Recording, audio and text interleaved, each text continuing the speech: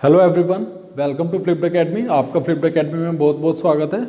तो ये आज आधुनिक भारत के इतिहास की लेक्चर सीरीज़ का तीसरा वीडियो है। इससे पहले की दो वीडियो में हमने देखा कि भारत में जो यूरोपीय कंपनी का आगमन हुआ वो कैसे हुआ, उन कंपनियों का क्या क्या स्थापना का क्रम था और भारत में आने का क्या क्या क्रम था, किस तरह से यूरोपियों का स्थल मार्ग अवरुद्ध होने पर उन्होंने जल मार्ग की खोज के प्रयास किए जिसमें वो सफल रहे। उसके बाद हमने पुर्तगाली कंपनी को डिटेल में देखा कि पुर्तगाली कंपनी कि भारत में पहली फैक्ट्री कौन सी थी, दूसरी कौन सी थी, कहाँ पर लगी वो, और भारत में जो पुर्तगाली गवर्नर आए उन पुर्तगाली गवर्नर के क्या क्या नाम थे, उनकी क्या क्या नीति थी, वो सब हम ऑलरेडी पढ़ चुके हैं पिछले वीडियो में।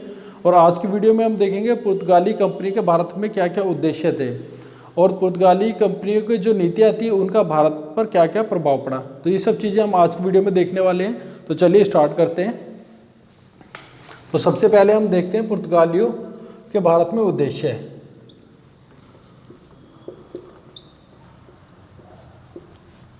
पुर्तगालियों के भारत में उद्देश्य।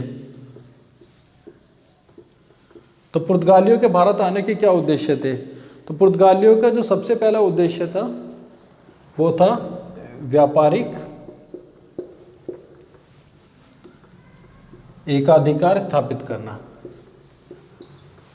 व्यापारिक एकाधिकार स्थापित करना।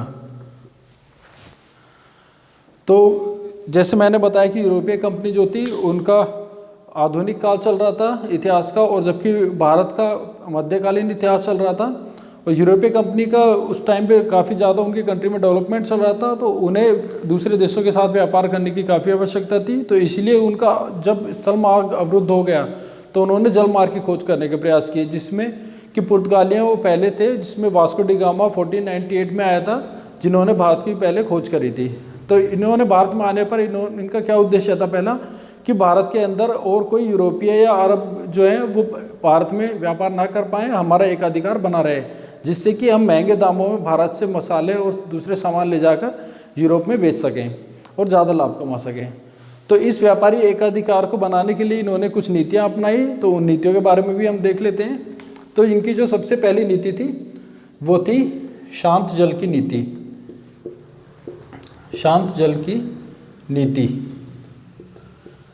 ब्लू वाटर पॉलिसी, जो कि मैंने बताया आपको कि जो भारत में पुर्तगाली पहला गवर्नर आया था फ्रांसिस्को डी अल्मीडा, उसने शांत जल की नीति अपनाई थी, जिसके तहत उसने क्या किया था कि जितने भी भारत के तटीय क्षेत्र थे उन पर अपना अधिकार स्थापित करना शुरू कर दिया था, जिससे कि भारत से जो भी व्यापारी जहाज आए उनको भारत में प्रवेश न करने दिया जाए, और जो भारत से जो मुगलों के या दूसरे जो पानी के जहाज जाते हैं उनको जाने ना दिया जाए। तो उसको अवरुद्ध करने के लिए इन्होंने ब्लू वाटर पॉलिसी चलाई थी, शांत जल की नीति चलाई थी। उसके बाद दूसरा इन्होंने जो मोस्ट इम्पोर्टेंट काम किया था वो था कारतेज व्यवस्था।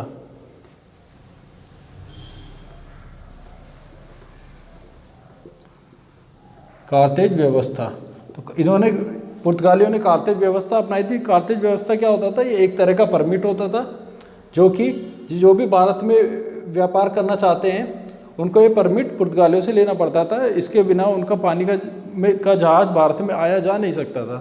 तो ये कारतेज व्यवस्था ये सिर्फ दूसरे यूरोपियों के लिए नहीं थी, ये अरबों के लिए भी थी, अरबों के लिए भी थी, और ये जो भारत में जो शासक थे जैसे कि मुगल बादशाह थे उनके लिए भी थी।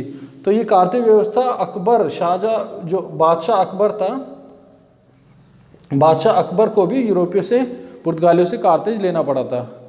तो इनकी इतनी ज़्यादा पकड़ बन गई थी। उसके बाद जो इनकी तीसरी चीज़ थी, ये व्यापार किस चीज़ का करते थे? तो ये व्यापार करते थे मुख्यतः काली मिर्च का, तो काली मिर्च और अन्य महंगे मसालों का।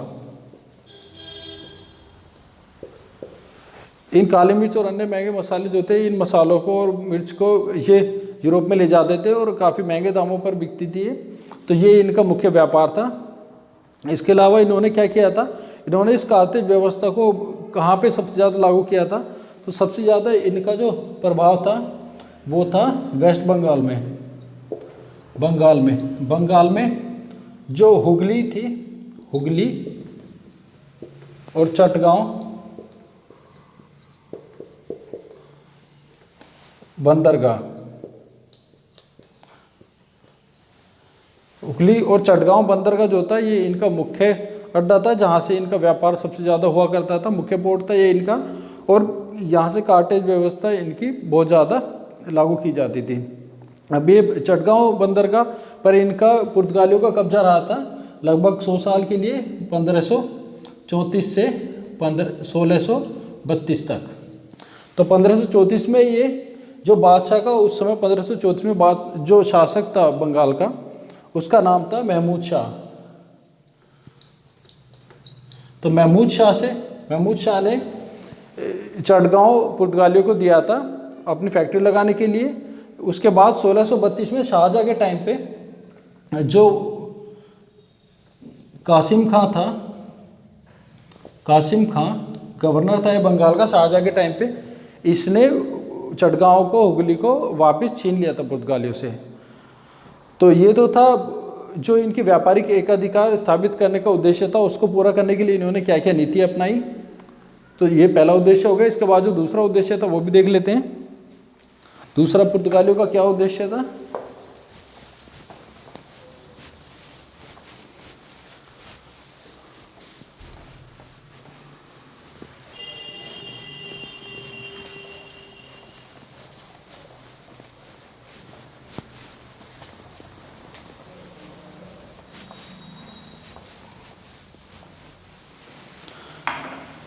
पुर्तगालियों का जो दूसरा उद्देश्य था वो था भारत में ईसाई धर्म का प्रचार।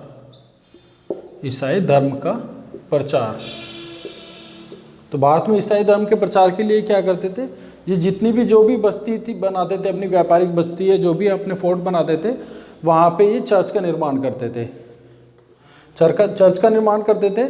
और 1542 से 1545 के बीच जो पुर्तगाली एक संत था सेंट फ्रांसिस जेवियर, ये भी भारत आया था, जिसका मुख्य उद्देश्य ही जो था भारत में अपने धर्म का प्रचार करना था। तो ये पुर्तगालियों का दूसरा उद्देश्य था भारत में। अब देखते हैं कि पुर्तगालियों की जो नीतियाँ थी और जो पुर्तगालियों को जो भारत में जो भी इन्होंने काम किए उसका भारत पर क्या क्या प्रभाव पड़ा। ये अपने साथ आए थे तो कुछ अपने साथ तकनीक लेके आए थे, तो वो क्या थी वो भी देख लेते हैं।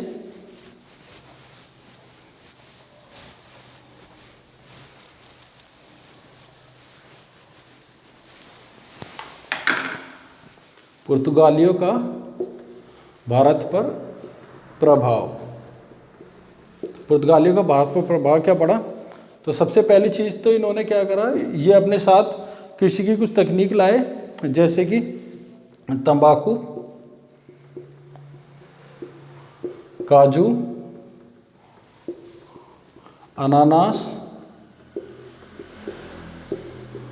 लाल मिर्च, ये कुछ फसलें थी कुछ जिनकी भारत में पुर्तगालियों ने खेती करनी प्रारंभ करी।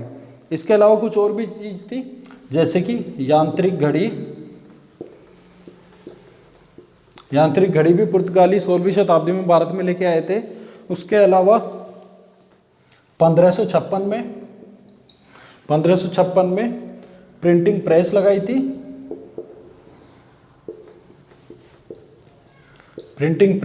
पुर्तगालियों ने भारत में गोवा में प्रिंटिंग प्रेस लगाई थी।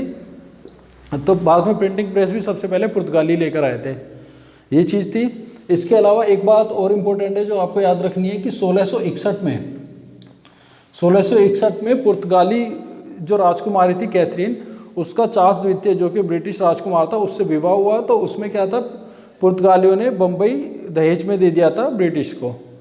तो 1661 तक जो बम्बई था वो पुर्तगालियों के कब्जे में था। तो पुर्तगालियों ने क्या किया, उसको ब्रिटिश को दहेज में दे दिया।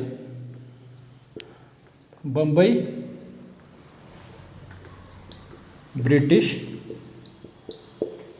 को दहेज में दिया। तो ये कब दिया था? कैथरीन वर्सेस चार्ल्स द्वितीय। कैथरीन और चार्ल्स द्वितीय की शादी में, कैथरीन राजकुमारी थी पुर्तगाली और चार्ल्स द्वितीय जो थे ब्रिटिश राजकुमार था। तो ये सब बातें हमें याद रखनी है पुर्तगालियों के बारे में। तो पुर्तगालियों के बारे में अभी इतना ही देखते हैं। उसके बाद जैसे दूसरी जो कंपनियां आएगी, दूसरी यूरोपीय कंपनी आएगी, वो जब भारत में आएगी उनके बारे में हम एक एक करके सभी के बारे में डिटेल में पढ़ेंगे। तो वहाँ पे जो भी पुर्तगालियों से रिलेटेड जो भी पॉइंट्स बनते हैं वो भी हम देखेंगे। तो आज की वीडियो में इतना ही। तो आगे आने वाली वीडियो में हम बाकी सभी जो कंपनियाँ उनके बारे में डिटेल में देखते जाएंगे। तो अभी के लिए धन्यवाद।